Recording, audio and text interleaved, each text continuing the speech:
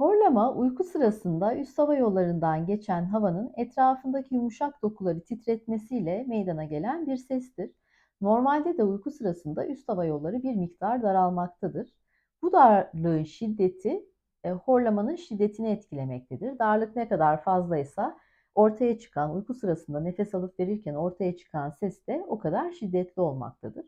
Toplumumuzda çok daha fazla görülmektedir horlama, özellikle erkeklerde. Çünkü erkeklerde boyun bölgesindeki yağlanma kadınlara oranla daha fazla görülür. Kadınlarda ise horlama menopoz sonrası dönemde yağlanmanın artmasına bağlı olarak yine sık görülmektedir.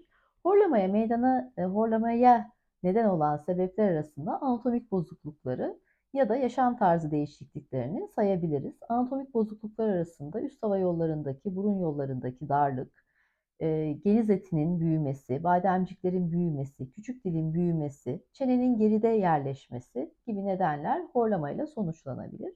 Bunların dışında obezite, sigara tüketimi, alkol tüketimi, uyku ilacı kullanımı, e, alerjik rinit, soğuk algınlığı, yorgunluk gibi sebepler de yine horlamayla sonuçlanabilir.